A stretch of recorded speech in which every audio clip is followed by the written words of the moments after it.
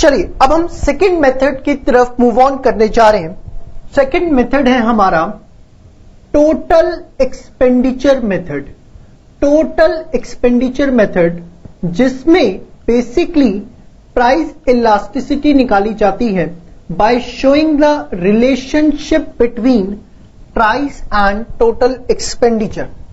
इसमें हम price elasticity निकालते हैं by showing relationship between price and total expenditure.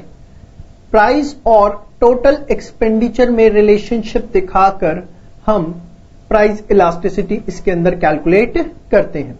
Now please kiss तरीके से निकाला जाता है ध्यान से देखें। इसमें हम 3 टाइप्स ऑफ इलास्टिसिटी कैलकुलेट कर सकते हैं। इसमें हम सिर्फ 3 ही तरह की इलास्टिसिटी कैलकुलेट कर सकते हैं। इनफैक्ट परसेंटेज मेथड में हमने देखा कि हम 5 तरह की इलास्टिसिटी निकाल सकते हैं, जबकि यहां पर हम 3 टाइप्स ऑफ इलास्टिसिटी निकाल सकते हैं।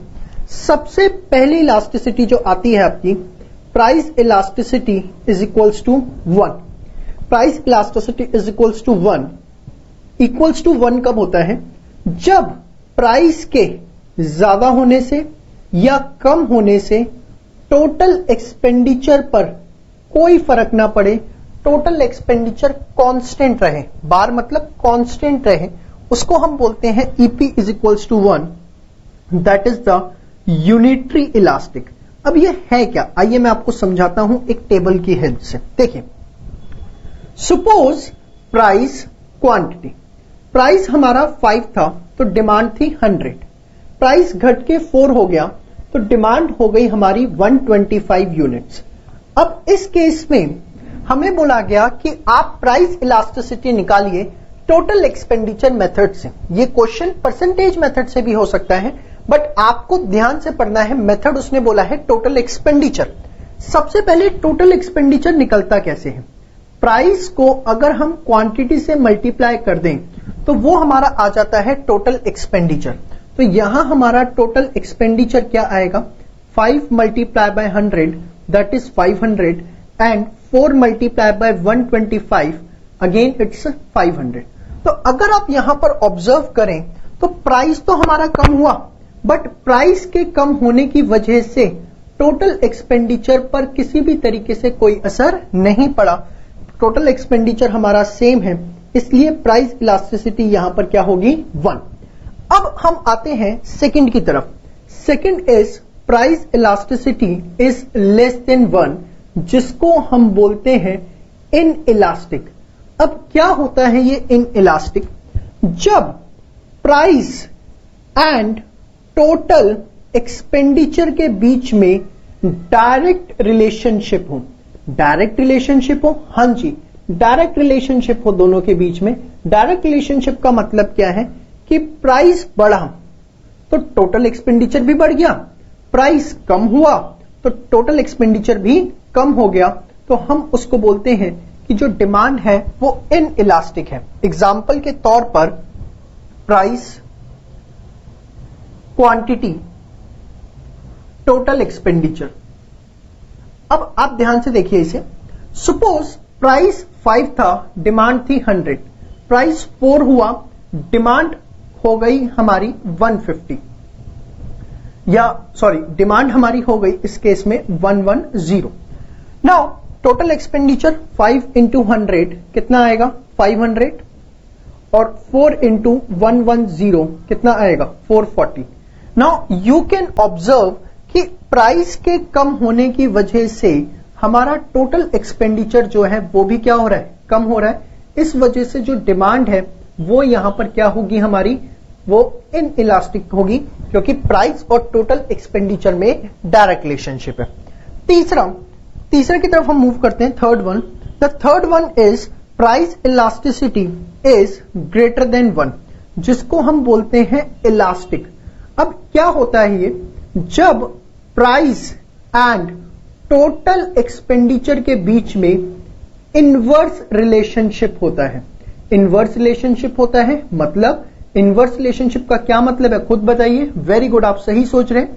इनवर्स रिलेशनशिप का मतलब है कि प्राइस बढ़ेगा तो टोटल एक्सपेंडिचर जो है वो कम होगा, और प्राइस कम होगा तो टोटल एक्सपेंडिचर जो है वो हमारा बढ़ जाएगा। This is what called as inverse relationship. अब इसको अगर हम टेबल की हेल्प से समझना चाहें, प्राइस, क्वांटिटी, टोटल एक्सपेंडिचर। अब अगर आप ध्यान से देखें, प्राइस था 5, डिमांड 100, प्राइस 4 हुआ, डिमांड हो गई 150, तो यहां टोटल एक्सपेंडिचर 5 इंटू 100 500, यहां 4 इंटू 150 कितना आया 600। नाउ यू कैन ऑब्जर्व कि प्राइस के कम होने की वजह से टोटल एक्सपेंडिचर हमारा बढ़ रहा है, और इस वजह से हम बोलेंगे कि डिमांड जो है वो क्या है, इलास्टिक है, क्योंकि प्राइस और टोटल एक्सपेंडिचर में हमें कैसा रिलेशनशिप देखने को मिल रहा है, इनवर्स रिलेशनशिप। तो बेसिकली अगर आप समरी तैयार करें तो टोटल एक्सपेंडिचर मेथड के अंदर हम प्राइस इलास्टिसिटी निकालते हैं by showing the relationship between price and total expenditure. 3 तरह की इलास्टिसिटी निकलती है, equal to 1, less than 1, more than 1। Equal to 1 जब टोटल एक्सपेंडिचर कांस्टेंट रहता है चेंज इन प्राइस की वजह से, लेस देन 1 जब there is a direct relationship between price and total expenditure, and more than 1 जब प्राइस में चेंज आने के, प्राइस और टोटल एक्सपेंडिचर के बीच में डायरेक्ट इनवर्स रिलेशनशिप होता है तो मोर देन 1, और अगर डायरेक्ट रिलेशनशिप होता है तो लेस देन 1।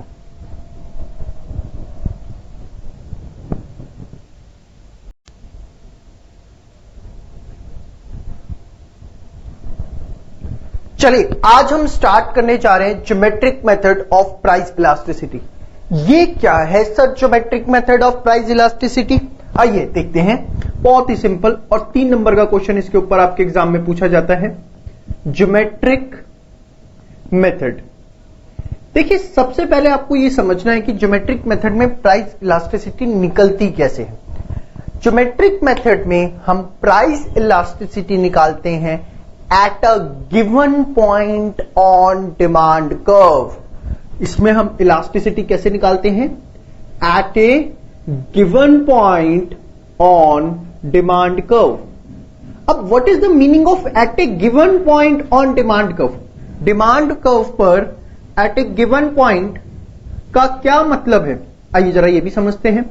सपोज मैंने आपको एक डिमांड कर्व दिया कि भाई y x, ये एक लीनियर डिमांड कर्व है। मैंने आपसे पूछा बताइए यहां पर इलास्टिसिटी क्या है, या यहां पर प्राइस इलास्टिसिटी क्या है, या यहां पर क्या है, यहां पर क्या है, या यहां पर क्या है। किसी भी पॉइंट पर मैं आपसे पूछ सकता हूं कि आप बताइए कि प्राइस इलास्टिसिटी कितनी है। अब वो कैसे निकलती है? चलिए ये जो डिमांड कर्व है D1 D1, मैं इसको नेमिंग कर देता हूं पॉइंट्स को, point A, point B, point C, point D और पॉइंट ई। ये मैंने इनकी नेमिंग कर दी। देखिए अब सबसे पहले चाहे ए पे, चाहे बी पे, चाहे सी पे, चाहे डी पे, चाहे ई पर, मैं कहीं पर भी इलास्टिसिटी निकाल सकता हूं, और उसके लिए मेरे पास फॉर्मूला क्या है? फॉर्मूला है lower segment divided by upper segment. Lower segment divided by upper segment. Sir ये क्या फॉर्मूला है, क्यों है, कहां से आया? ये कोई भी डेरिवेशन हमारे सिलेबस का पार्ट नहीं है। जब आप फर्स्ट ईयर में आएंगे तो आप ये पूरे फॉर्मूले की डेरिवेशन सीखेंगे कि ये फॉर्मूला एग्जैक्टली डिराइव कैसे होता है, क्यों ये formula lower segment bye upper segment बनता है। अभी सिर्फ आपको इसके बेसिक्स को समझना है। सबसे पहले हम बात करते हैं पॉइंट ए पर। एट पॉइंट ए, अगर आप पॉइंट ए को देखें तो क्या इसके नीचे कुछ लोअर सेगमेंट है? कुछ भी लोअर सेगमेंट नहीं है। Lower segment is 0, but upper segment A से लेके कहां तक है? ई तक। डिमांड कर्व का जो अपर एरिया है वो ए से ई तक है, बट लोअर इसके कुछ भी नहीं है। तो 0 बाय ए ई क्या हो जाता है आपका? 0। इसीलिए पॉइंट ए पर हम कहते हैं कि प्राइस इलास्टिसिटी जो है वो हमारी क्या है? 0। सेम वे अगर मैं बात करूं at point B, point B की बात करूं तो जो लोअर सेगमेंट है बी से, लोअर क्या है? B A. जो लोअर सेगमेंट है हमारा वो क्या है? B A. जबकि जो हमारा अपर सेगमेंट है वो क्या है? B E. लोअर सेगमेंट है बी ए, जबकि अपर सेगमेंट क्या है? B E. अब अगर आप देखें तो बी ई बड़ा है किससे? बी ए से। बी ई जो है वो हमारा बी ए से बड़ा है। अब क्योंकि डिनोमिनेटर बड़ा है और न्यूमरेटर छोटा है तो इतना मैथमेटिक्स आपका बहुत अच्छा है कि अनडाउटेडली ये वैल्यू लेस देन 1 आएगी। सपोज ये 10 है तो ये 10 से छोटा होगा तो वैल्यू क्या आएगी, लेस देन 1। तो यहां पर बी पर जो इलास्टिसिटी है वो क्या है, लेस देन 1, जिसको हम क्या बोलते हैं, भूल गए, वेरी गुड, होनहार स्टूडेंट्स हो सबके सब। आइए क्या नाम है इसका, इन इलास्टिक। इसका क्या नाम था, perfectly in elastic. Good. Now अब इसके बाद आगे बात करते हैं एट पॉइंट सी की। एट पॉइंट सी अगर आप बात करते हो पॉइंट सी पर, देखो पॉइंट सी एकदम मिड में है, तो जो लोअर सेगमेंट है वो सी ए है, जबकि अपर सेगमेंट जो है वो आपका क्या है, सी ई। अपर सेगमेंट है सी ई और यहां पर सी ए जो है वो सी ई के बराबर है, इसलिए जो इलास्टिसिटी है वो किसके इक्वल आएगी, 1 के। किसके इक्वल आएगी, 1 के। क्यों, क्योंकि दोनों इक्वल हैं और इसको मैंने नाम दिया यूनिटरी इलास्टिक। क्या नाम देते हैं हम इसको, यूनिटरी इलास्टिक। चलिए आगे बात करते हैं एट पॉइंट डी। जो पॉइंट डी है उसकी बात मैं करने जा रहा हूं, एट पॉइंट डी। अब अगर मैं पॉइंट डी की बात करूं तो जो लोअर सेगमेंट है वो क्या होगा, डी ए, और जो अपर सेगमेंट है वो क्या होगा, डी ई। अब यहां पर हमें दिख रहा है कि डी ए जो है वो डी ई से बड़ा है, तो जो इलास्टिसिटी ऑफ डिमांड है वो क्या होगी, ग्रेटर देन 1, और इस चीज को बोला जाता है क्या, इलास्टिक। क्या बोलेंगे, इलास्टिक। डी ए बड़ा है डी ई से, तो न्यूमरेटर बड़ा है डिनोमिनेटर से, अगर ये 10 तो ये 10 से ज्यादा होगा, इस वजह से ग्रेटर देन 1। आगे हम बात करते हैं at point E. At point E, बेटा एट पॉइंट ई पर जो लोअर सेगमेंट है वो क्या है, लोअर सेगमेंट है सर ई ए, अपर सेगमेंट क्या है, 0। ई के ऊपर कुछ है, ई के ऊपर कुछ भी नहीं है, तो ई ए बाय 0, जब आप किसी को 0 से डिवाइड कर देते हैं तो आंसर क्या आ जाता है, इंफिनिटी, और ये हमारा क्या कहलाएगा, परफेक्टली इलास्टिक। क्या कहलाएगा ये हमारा, परफेक्टली इलास्टिक। तो बेसिकली ये आपने जो मेरे साथ सीखा 5 तरह की इलास्टिसिटी निकालना इसके अंदर, that is 0, less than 1, equal to 1, greater than 1 और इंफिनिटी। ये 5 तरह की इलास्टिसिटी हम इसके अंदर निकाल सकते हैं। अगर आपसे पूछा जाता है explain the geometry method of computing the price elasticity of demand, तो आपको उस केस के अंदर ये पूरी एज इट इज प्रेजेंटेशन करके आनी है, और इसी के ही आपको सारे मार्क्स अलॉट किए जाएंगे, चाहे क्वेश्चन 4 मार्क्स का हो, चाहे क्वेश्चन 3 मार्क्स का हो। 3 to 4 मार्क्स का ये क्वेश्चन आ सकता है। अच्छा, 1 मार्कर अगर इसमें से पूछा जाता है तो क्या पूछा जाएगा, जैसे आपसे पूछा गया what will be price elasticity on x axis. Price elasticity x axis पर क्या होगी, तो एक्स एक्सिस पर जो पॉइंट है, what will be the price elasticity of a point on x axis. एक पॉइंट एक्स एक्सिस पे तो इलास्टिसिटी क्या होगी बताइए, तो आपने आंसर लिख दिया कि उसकी जो प्राइस इलास्टिसिटी है वो क्या होगी आपकी, 0। क्वेश्चन आपसे पूछा गया what will be the price elasticity, what will be price elasticity of A point lying in the mid of demand curve. जो डिमांड कर्व के एकदम मिड में आ रहा है उसकी प्राइस इलास्टिसिटी क्या होगी, तो आपने बोला भी उसकी जो प्राइस इलास्टिसिटी होगी that will be equal to 1। तो इस तरह के कोई भी क्वेश्चन आपसे पूछा जा सकता है 1 मार्कर में, और अगर डिटेल में एक्सप्लेन करने के लिए आता है तो ये पूरा मेथड आपको एज इट इज एक्सप्लेन करके दिखाना है। तो this was your geometry method. देखिए आर्क इलास्टिसिटी क्या होता है, बड़े ध्यान से समझिएगा, और ये परसेंटेज मेथड से किस तरीके से डिफरेंट है। सपोज मैं आपको छोटे से डायग्राम से समझाता हूं। बड़े ध्यान से इसे समझिएगा। एक बार आपको कॉन्सेप्ट क्लियर हो गया तो फिर आपको किसी भी तरीके की कोई दिक्कत नहीं आएगी। ये सपोज आपका एक डिमांड कर्व है, ठीक है। यहाँ आपका कुछ प्राइस है और यहाँ आपकी क्वांटिटी है। से यहाँ 10 रुपये का प्राइस है और यहाँ डिमांड है आपकी 100, ठीक है। यहाँ आपका से 8 रुपये का प्राइस है और यहाँ आपकी डिमांड है से 125, ठीक है।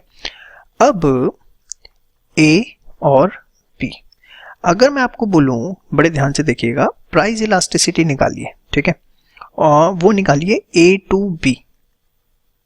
मतलब अगर प्राइस P1 पहले 10 था जो कि कम होके 8 हो गया और क्वांटिटी जो कि पहले 100 थी अब कम होके बढ़ के कितनी हो गई 125। एक केस तो मैंने ये दिया और दूसरा मैंने आपको दिया प्राइस इलास्टिसिटी निकालो B2A।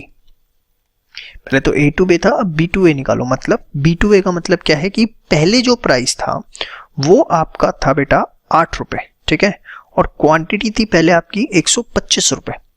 बाद में जो आपका प्राइस है वो हो गया आपका 10 रुपए और बाद में आपकी जो क्वांटिटी है वो हो गई कितनी 100 यूनिट्स। ये दो केसेस मैंने आपको दिए, A to B और B to A। आप समझ पा रहे हैं A to B का मतलब और B to A का मतलब?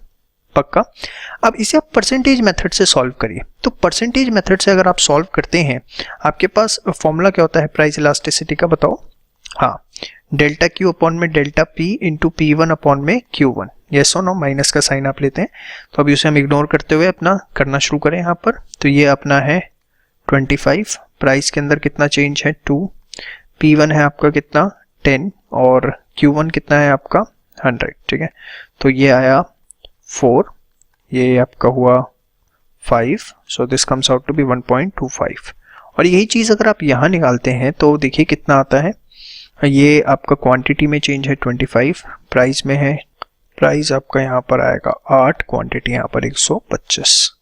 देखिए 4, 5, इसको आपने सॉल्व किया तो ये कितना आ रहा है 0.8। नाउ सी, वही क्वेश्चन है, अगर आपने A to B निकाली तो इलास्टिसिटी आ रही है 1.25 और अगर आपने वही B to A निकाला तो आपका आंसर कितना आ रहा है 0.8। यस और no, this is in the percentage method. Arc elasticity के अंदर हम क्या करते हैं, इस चीज को अवॉइड करने के लिए कि देखिए दो डिफरेंट इलास्टिसिटी आ रही है फ्रॉम द सेम डेटा, बस आपने उसको देखने का नजरिया अलग कर दिया, एक बार A to B और एक बार B to A। तो आर्क इलास्टिसिटी के अंदर हमारे पास क्या होता है, हम जो फॉर्मूला लेते हैं हम लेते हैं एवरेज। मतलब यहाँ पर हम सिर्फ P1 नहीं लेंगे, ध्यान से समझिएगा, हम यहाँ पर लेंगे एवरेज, मतलब दोनों प्राइसेस की एवरेज लेंगे, P1 plus P2 divided by 2। ऐसे ही सेम वे यहाँ पर Q1 plus Q2 divided by 2, ठीक है। अब 2 से आपका 2 कट हो जाता है तो फॉर्मूला बन जाता है डेल्टा Q अपॉन में delta P into P1 plus P2 Q1 plus Q2 और यहाँ पे आपका जो माइनस का साइन है एज यूजुअल कॉमन आपका वो आ गया। So this is what called as arc elasticity. Arc elasticity में आप एक पॉइंट से ना निकाल के रादर देन बीच में से एवरेज जो है, इस एवरेज पे आप जो है इलास्टिसिटी निकालते हैं। समझ में आया? तो उससे अब आप देखिए दोनों ही केसेस के अंदर मैं आपको करके दिखाऊंगा, केस 1 में भी और केस 2 के अंदर भी। तो आप देखेंगे दोनों में ही जो हमारा आंसर है वो एब्सोल्युटली सेम आएगा। बड़े ध्यान से देखिएगा, केस 1 के अंदर मैं करके दिखाता हूं अगर आपको मैं यही चीज। तो केस 1 के अंदर देखिए क्वांटिटी में चेंज कितना था 25 था, प्राइस के अंदर कितना चेंज था हमारे पास 2 और यहाँ पर P1 प्लस ये 10 प्लस 8 आएगा और ये आएगा आपका 100 plus 125। So now solve it, this is 25 by 2, this is 18, this is 225, this is 9, ठीक है, this is you can see 9, तो 9 by 9 this comes out to be 1। फिर यही चीज आप केस 2 के अंदर देखें, ठीक है। केस 2 के अंदर अगर आप देखें तो अगेन 25, यहाँ पर 2, ठीक है, फिर यहाँ पर 10 प्लस 8, मतलब इस पर 8 प्लस 10 लिख लो बेशक आप उसे, कोई दिक्कत नहीं है, 8 प्लस 10 और यही 125 जमा 100, ठीक है। तो ये आपका कितना आता है 25/2 और 18 225, ठीक है। So this is 9, this is 9, so this comes out to be 1, ठीक है। तो आप देखिए दोनों के अंदर आंसर जो है आपका क्या आ रहा है, सेम आ रहा है। दिस इज व्हाट और आर्क इलास्टिसिटी, हम जिसमें दोनों की एवरेज लेते हैं। समझ में आ गया आपको, आर्क इलास्टिसिटी में कुछ भी अलग नहीं है। अब बड़े ध्यान से देखिएगा, हमारे जो आईसीआई एग्जाम है, आईसीआई एग्जाम के अंदर अगर आपके पास कुछ भी नहीं लिखा हुआ है तो आपको आर्क इलास्टिसिटी मेथड से ही क्वेश्चन जो है वो सॉल्व करके आना है। परसेंटेज मेथड से आपको सॉल्व नहीं करना जब तक क्वेश्चन के अंदर स्पेसिफिकली गिवन ना हो। अगेन मैं रिपीट कर रहा हूं कि अगर आपको आईसीआई के अंदर परसेंटेज मेथड स्पेसिफिक नहीं है तो बाय डिफॉल्ट आपको जो मेथड लेना है वो आर्क इलास्टिसिटी का मेथड लेना है, ना कि परसेंटेज मेथड लेना है। ये बात नोट डाउन कर लीजिए, प्लीज इसको एक बार नोट डाउन कर लीजिए, ठीक है।